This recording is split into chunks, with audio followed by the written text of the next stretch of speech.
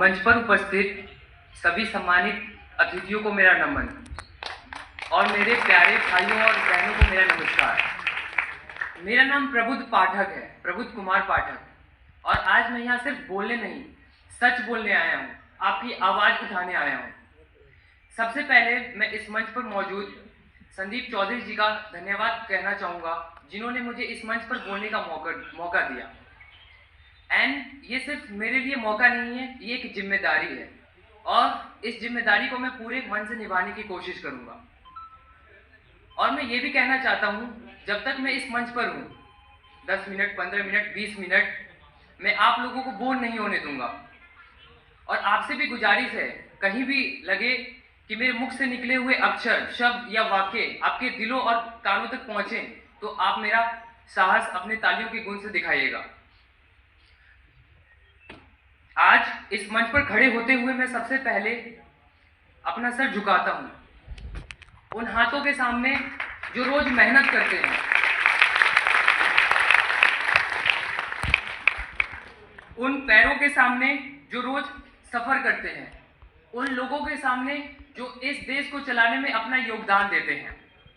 आज 1 मई है, लोग कहते हैं लेबर्स डे, कुछ लोग कहते हैं वर्कर्स डे, लेकिन मैं आपसे पूछता हूं, क्या ये सिर्फ आपके लिए एक दिन है या फिर एक नाम?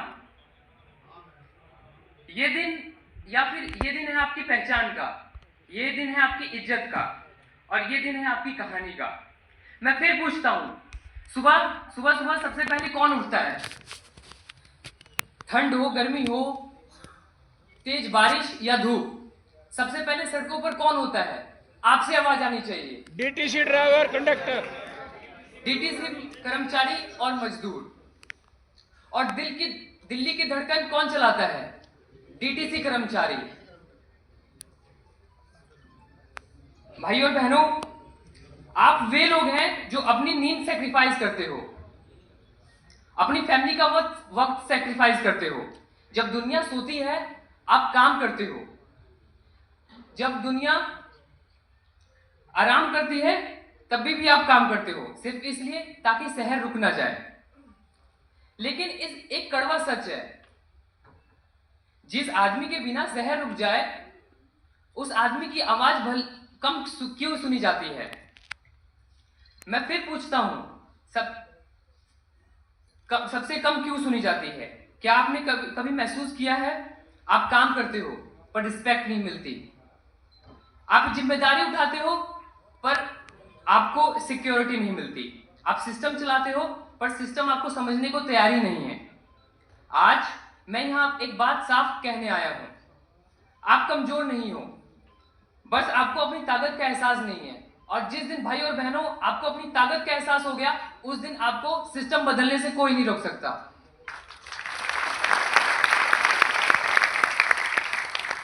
मैं आपको एक कहानी सुनाता हूं। ये कहानी सिर्फ एक इंसान की कहानी नहीं है, ये डर से हिम्मत तक की कहानी है, ये चुप रहने से आवाज बनने तक की कहानी है, और शायद ये कहानी आपकी भी हो सकती है। ये कहानी है बाल ठाकरे जी की। 23 जनवरी 1926 को एक व्यक्ति का जन्म होता है पुणे, महाराष्ट्र में। उनके पिताजी का नाम प्रबोधनकर ठाकरे था। वो एक निडर सोच वाले व्यक्ति थे और समाज सुधारक थे। बचपन से ही उनको एक ही बात सिखाई जाती थी, बाल केशव ठाकरे जी को, अन्याय के सामने कभी झुकना नहीं है। लेकिन उस समय का समाज बहुत ज्यादा डरा हुआ था। सिस्टम का डर था, अथॉरिटी का डर था, और आवाज उठाने का डर था। और दोस्तों, डर इंसान को रोकता नहीं, डर इंसान को चुप कर देता है। बाला साहेब जी ने बचपन से ही एक चीज देखी, लोग अन्याय तो देखते थे पर अन्याय के सामने कुछ बोलते नहीं थे। फिर उनके मन में एक प्रश्न उठा, लोग अन्याय को देख रहे हैं लेकिन उसके सामने कुछ बोल क्यों नहीं रहे? बहुत कम लोग जानते हैं, उन्होंने अपने करियर की शुरुआत कार्टूनिस्ट के तौर पर की थी। प्रेस जर्नल में उन्होंने काम किया। फिर उनको लगा कि सिस्टम को बदलने के लिए नौकरी मुझे छोड़नी पड़ेगी, मेरा नौकरी से कुछ नहीं हो सकता, नौकरी से सिस्टम नहीं बदला जा सकता। इसलिए उन्होंने अपनी मैगजीन निकाली उस मैगजीन का नाम भाइयों बहनों मर्मिक पड़ा। मर्मिक क्या थी? ये आम आदमी की आवाज थी, ये बेरोजगारी पर सवाल था, ये लोकल लोगों के हक की बात थी। हर कार्टून के थ्रू उन्होंने सिस्टम को चैलेंज करना शुरू कर दिया और धीरे धीरे एक कार्टूनिस्ट लोगों का आवाज बनता चला गया। और जब इंसान को सच दिखता है तब उसके अंदर एक बेचैनी सी पैदा होती है। भाइयों और बहनों, मेरे हमारे और हम सबके लाइफ में एक ऐसा वक्त आता है जब लगता है अब बस बहुत हुआ, अब हमें लड़ना हुआ। और भाइयों बहनों, आपका भी वही दिन आया है। बाला साहेब ने भी वही मूवमेंट चूज किया। उन्होंने तय किया अब सिर्फ बोलना नहीं है, सिस्टम को बदल कर दिखाना है। उन्होंने 19 जून 1966 को एक पार्टी की स्थापना की। यहां बैठे हुए शायद हम सभी उस पार्टी का नाम जानते हैं, शिवसेना।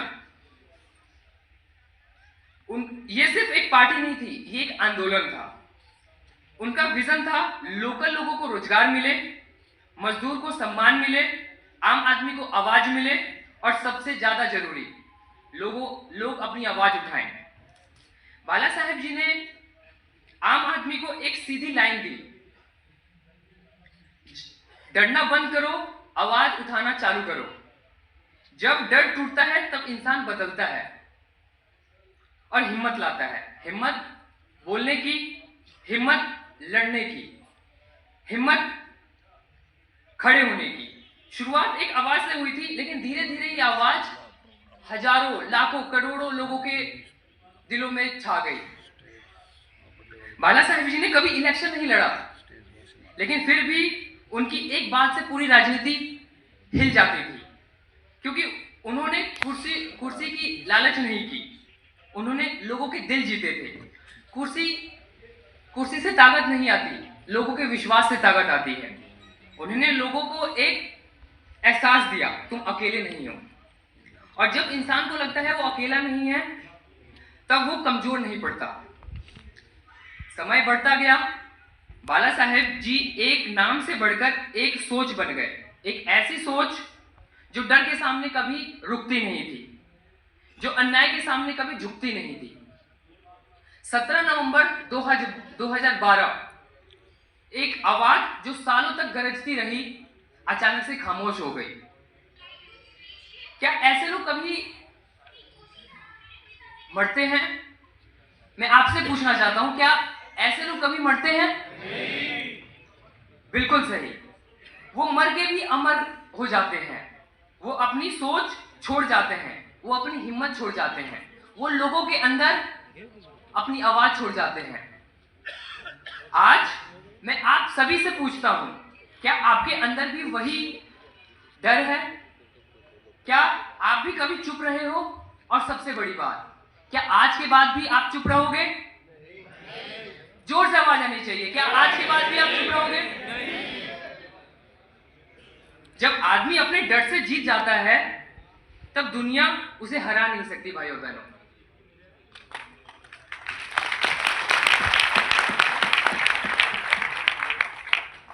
जब बाला साहेब जी ने सिर्फ एक पार्टी नहीं बनाई थी, उन्होंने लोगों के बीच छुपा हुआ एक इंसान को जगाया था। इसलिए वो सिर्फ एक नेता नहीं बने, वो एक सच बने, वो एक हिम्मत बने, वो एक सोच बने। भाई और बहनों, अभी तक हमने बात की, एक आवाज की कहानी की बात की, हमने एक हिम्मत की बात की, लेकिन मैं आपसे एक सवाल पूछता हूं, क्या वो कहानी सिर्फ 1926 की थी? क्या वो कहानी सिर्फ महाराष्ट्र की थी? या फिर वो कहानी आपके हमारे बीच अभी भी जिंदा है? आज मैं देखता हूं, मुझे वही कहानी दिखाई देती है, एक मजदूर की कहानी, डीटीसी कर्मचारी की कहानी, आम आदमी की कहानी। बाला साहेब जी ने जो आवाज उठाई थी, वो आवाज आज आप हो। आप सिर्फ वर्कर्स नहीं हो, आप सिस्टम हो। भाई और बहनों, दिल्ली में रोज 30 से 40 लाख लोग पब्लिक ट्रांसपोर्ट पर डिपेंड रहते हैं और उनमें से बड़ी संख्या डीटीसी बसों पर डिपेंड रहती है। और डीटीसी में हजारों परमानेंट कर्मचारी हैं। लेकिन उससे भी ज्यादा कॉन्ट्रैक्ट वर्कर्स सिस्टम चला रहे हैं। कई रिपोर्ट्स के मुताबिक कॉन्ट्रैक्ट वर्कर्स की संख्या परमानेंट से ज्यादा होती चली जा रही है। आज एक डीटीसी कर्मचारी को क्या चाहिए? 8 घंटे का काम होता है, लेकिन ग्राउंड रियलिटी क्या है? 10 से 12 घंटे काम, या फिर उससे भी ज्यादा 12 से 14 घंटे काम। बिल्कुल सही। मैं जब संदीप चौधरी जी ने मुझे ये बोलने का मौका दिया, तो मैंने इसको फील किया कि ये मुझे स्पीच देना चाहिए। क्यों? क्योंकि मैंने भी डीटीसी कर्मचारी के जीवन को देखा है। मैं भी 7 साल 8 साल मैंने भी ट्रैवल किया है। मैंने भी साउथ दिल्ली की बसों, डीटीसी बसों में मैंने घूम कर देखा है, और मुझे मालूम है कि कैसे बच्चे शीशा फोड़ते हैं, कुछ एक्सीडेंट हो जाता है, वो लटकते हैं, जान गंवाने का डर होता है डीटीसी कर्मचारी को। परमानेंट स्टाफ को स्टेबल इनकम मिलती है, लेकिन वहीं कॉन्ट्रैक्ट वर्कर्स को 15 से 25 हजार के बीच स्ट्रगल करना पड़ता है। बेनिफिट्स परमानेंट्स को मिलते हैं, कॉन्ट्रैक्ट वर्कर्स को अनसर्टेनिटी के अलावा कुछ नहीं मिलता। जॉब सिक्योरिटी एक तरफ, पेंशन और स्टेबिलिटी दूसरी तरफ, कल जॉब रहेगी नहीं इसका डर, इसका खौफ, और सबसे बड़ा दर्द, सेम काम लेकिन अलग अलग इज्जत, अलग अलग नजरिया देखने का। सोचो, सुबह 4 बजे उठकर ड्यूटी, 10 से 12 घंटे या उससे भी ज्यादा काम, ट्रैफिक, प्रेशर, जिम्मेदारी, एक गलती और जान का रिस्क, फिर भी सैलरी लिमिटेड, फ्यूचर अनसर्टेन और रिस्पेक्ट उतनी नहीं जितनी मिलनी चाहिए। सच क्या है? आप कमजोर नहीं हो, सिस्टम ने आपको कमजोर करा हुआ है। परमानेंट अलग, कॉन्ट्रैक्ट वर्कर्स अलग, और जब मजदूर आपस में बढ़ता है तब सिस्टम स्ट्रांग होता है। मजदूर की सबसे बड़ी प्रॉब्लम, भाई और बहनों, मजदूर की सबसे बड़ी प्रॉब्लम गरीबी नहीं होती। मजदूर की सबसे बड़ी प्रॉब्लम एकता टूट जाना होता है, और इसलिए यूनियन का रोल बहुत ज्यादा महत्वपूर्ण हो जाता है। यूनियन वो जगह है जहां परमानेंट और कॉन्ट्रैक्ट वर्कर्स एक हो जाते हैं। यूनियन वो जगह है जहां हर किसी की आवाज को 1000 गुना बढ़ा दिया जाता है। इतिहास गवाह है, जब जब कर्मचारी और हमारे मजदूर भाई इकट्ठा हुए हैं, तब तक सिस्टम को झुकना पड़ा है, तब तक सिस्टम को बदलना पड़ा है। सिस्टम तब तक स्ट्रांग है जब तक मजदूर डिवाइडेड है, और जिस दिन मजदूर एक हो गया उस दिन सिस्टम को झुकना पड़ेगा। भाई और बहनों, अब तक हमने बात की डर की, हिम्मत की और आवाज की, लेकिन एक सच और है, आवाज जरूरी है, लेकिन उस आवाज को एक नेतृत्व की बहुत ज्यादा जरूरत होती है। हर आंदोलन तब जीता जाता है जब उसे सही नेतृत्व मिलता है, और इसलिए आज के समय में एकनाथ शिंदे जी का रोल बहुत महत्वपूर्ण हो जाता है। एक ऐसा नेता जो जमीन से उठे, जिन्होंने मजदूर की जिंदगी को समझा, जिन्होंने संघर्ष को जिया, और सबसे बड़ी बात, एकनाथ शिंदे जी कुर्सी पर बैठकर फैसला नहीं लेते, बल्कि जमीन की आवाज को उठाकर और समझकर फैसले लेते हैं। भाई और बहनों, मजदूर की ताकत उसकी एकता है, और एक नेता का काम होता है उस एकता को सही डायरेक्शन देना। जब यूनियन मजबूत होता है और लीडरशिप साथ खड़ी होती है, तब सिर्फ आवाज नहीं उठती, तब परिवर्तन होता है। बस हो गया।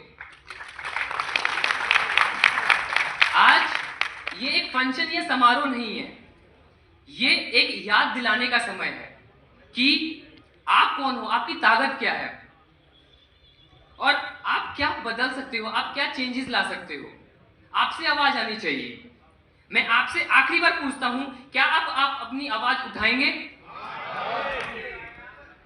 क्या आप एकजुट रहेंगे? क्या आप अपने हक के लिए लड़ाई लड़ेंगे? बाला साहेब ठाकरे जी ने एक सोच दी थी, डरना नहीं है। आज मैं उसी सोच को आपके सामने लेकर आया हूं। अब फैसला आपके हाथ में है, आप चुप रहोगे या आवाज उठाओगे?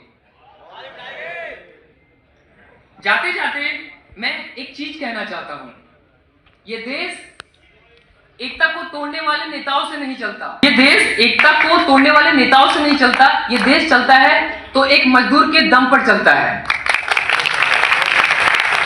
इसलिए मैं जाते जाते ये कहना चाहूंगा कि आप अपनी ताकत को पहचानिए, अपनी आवाज उठाइए। जय हिंद, जय श्रमिक दिवस, जय टीटीसी कर्मचारी एकता योजना।